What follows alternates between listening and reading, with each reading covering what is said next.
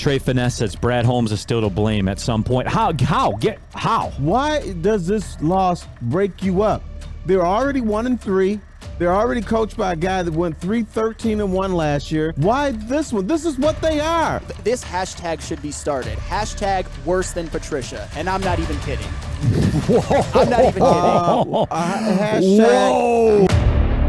All right, we have to talk about this because I've seen this around town, and I'm not here for this one.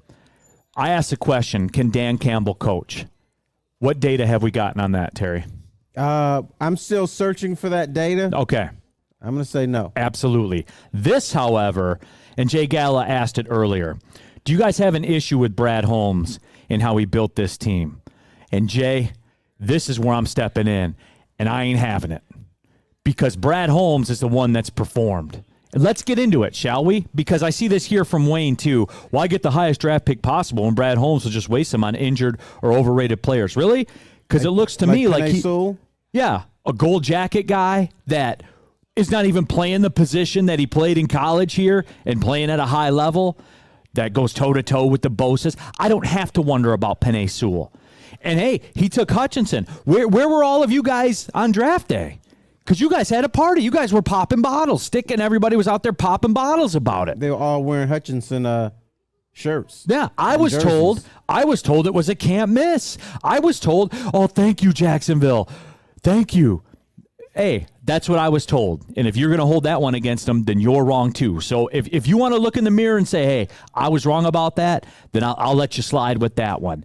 But you cannot sit here and tell me about Brad Holmes and he's trash and stuff like that. He got you a borderline all-pro wide receiver in the 4th round. He got you a 100-plus tackle-a-year linebacker in the 6th round, and he got you a gold jacket guy with your first-round pick. Tackles. He won't. You talking about Rodrigo? Yeah. He's not going to get 100 tackles. Is he going to get 100 tackles, Sam Flannel? I think he'll get 100 tackles. He's right on the pace. He's right on the pace, exactly. For now. Unlike Just let it play out.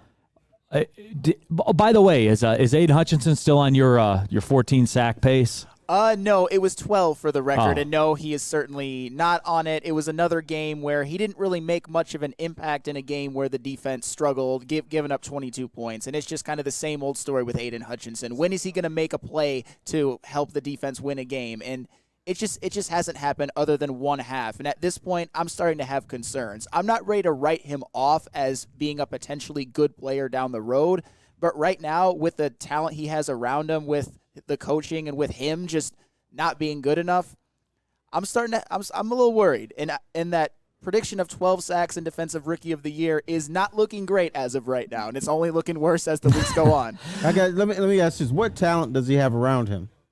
I mean, I was talking, there isn't a ton of talent around him. I think it's more of a systemic defensive issue than just Aiden Hutchinson, but at some point you just have to rise above. When you're the number 2 overall pick, I don't care if you're getting double teamed. I don't care if defenses or offenses are scheming to get away from you. You have to rise up and make plays because the defense has been awful this season, and Aiden Hutchinson has to take some role in it. Although it's not all his fault, he hasn't done enough to rise above as the number 2 overall pick. If he's getting double teamed, then that should free other people up to make plays. That's not happening either. Nope. So, yes, he does need to take some responsibility, but the slugs he's playing with need to take a lot of responsibility too. And also, he's getting bad coaching. That's very true, but I don't think this is personnel-wise the worst defense in the league or one of the worst defenses of all time. And that's right, what the numbers say it is. is. Do you know why you believe that? Why? Because you're from Detroit, and you don't want to believe that. Just like people don't want to believe that the Lions are a bad franchise. Just like people don't want to believe they're 1-4. Just like people don't want to believe that they're not going to come back and win 9 or 10 games still. Jesus. Because you're from Detroit, you want to believe. I mean, you are what your record says you are, and you are what the numbers say you are. Thank you, Denny Green. Yeah, and what the numbers say is this is the worst defense in the league, and the offense came in at a historic pace, averaging 35 points a game through the first 4 games, and then in week 5 they proceed to get shut out. Do you know how hard it is to get shut out in the NFL? In a parity league, and they managed to do it. The best offense in the league statistically for the first 4 games got shut out. All right, Flan, I'm going to ask especially you to be when a you man. pass up on scoring opportunities. No. I'm going to ask this man to be a man. Are the Lions the worst defense in the NFL? As of right now, yes. That's what the numbers play out that now they he are. just grew up.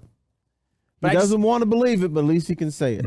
But I don't think it's the worst defense personnel-wise. I don't think the coaching has been good enough. I think a lot of people like Aiden Hutchinson hasn't been good enough. Ermanni has been a complete bust this year. One of the most hyped-up defensive players has been a complete no-show. He was a healthy scratch in Week 5. Who would have seen that?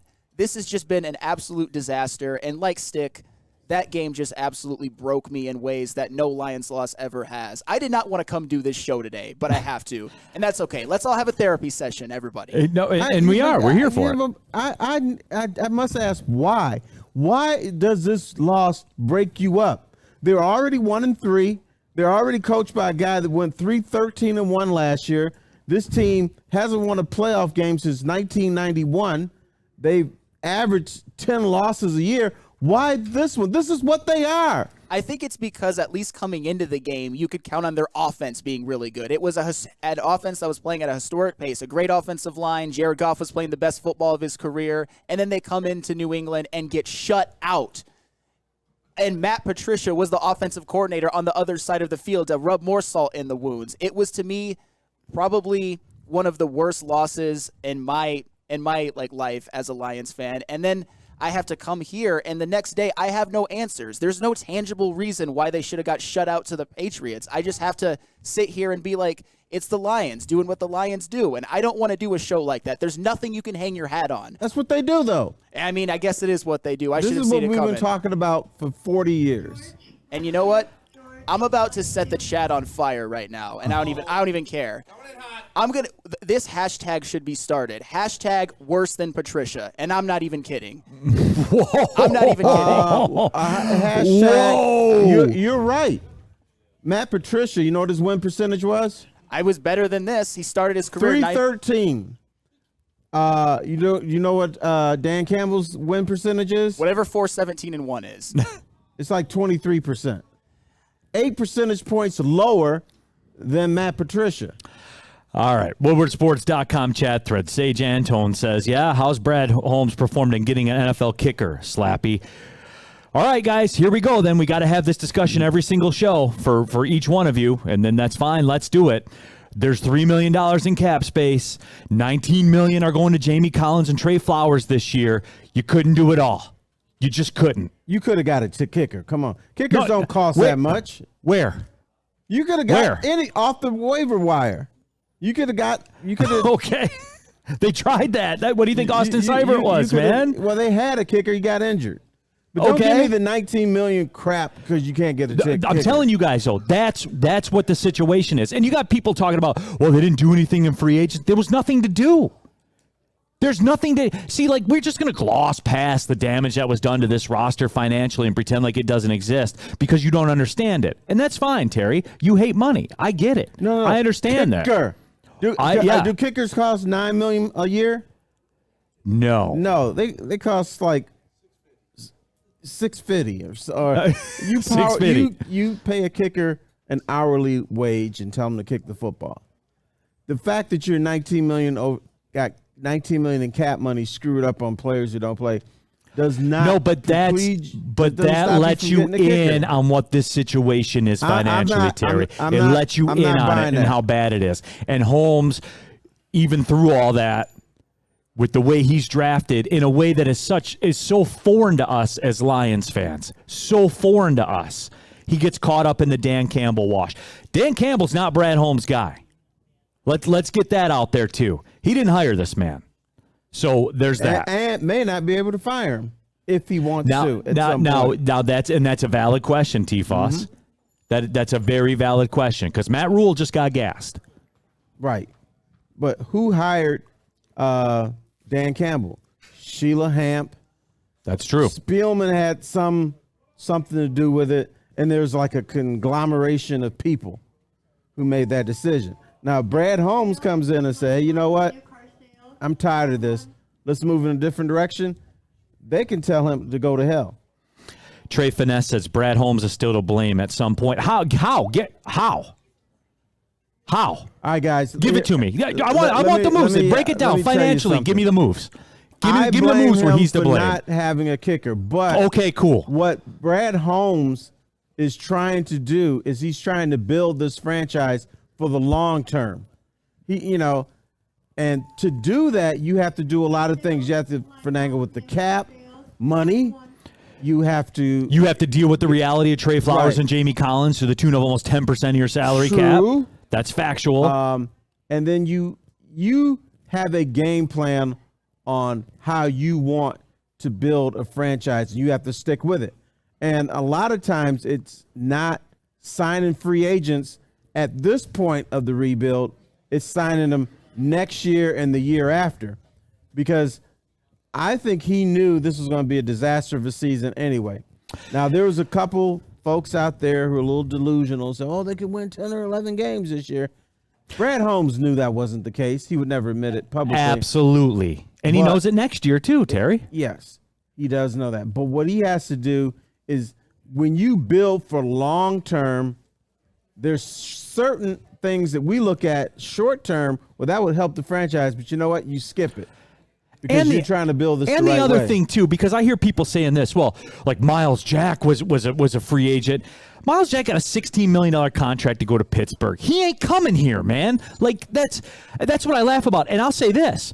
So, and the things that you guys want to be critical about with Brad Holmes, I'll turn around and say it's positive. There are no long-term commitments. The DJ Chark thing, that's over. The DJ Chark era is over in about 3 months. Yeah, basically. It's over and it's what off the books. He said, DJ, we're going to sign you for like a half hour, do the best you can, and then you're gone.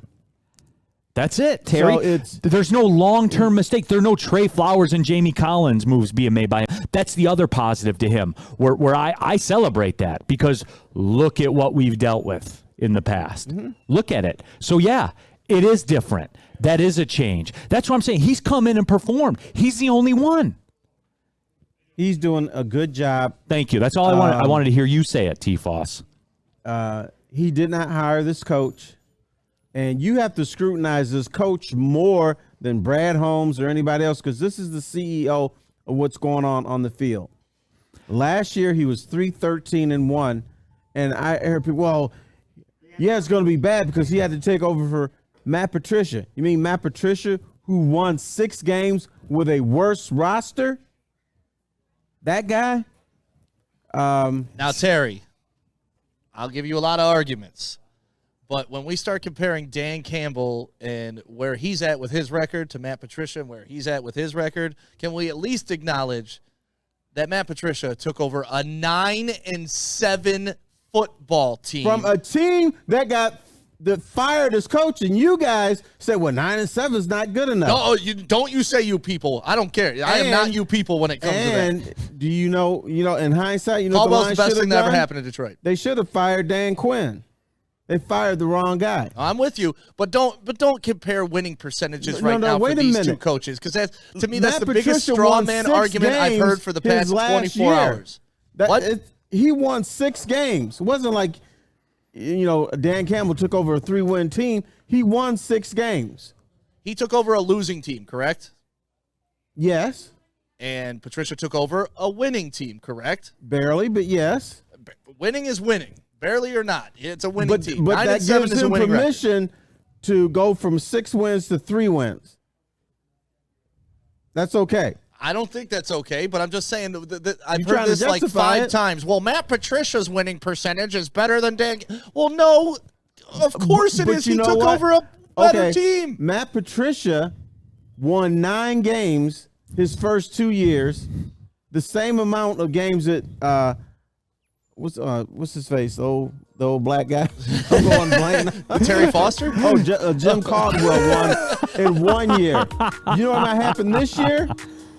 Dan Campbell took over a 6-win Matt Patricia team, and he may produce 6 wins in 2 years. So it looks like history is about to repeat itself. Absolutely.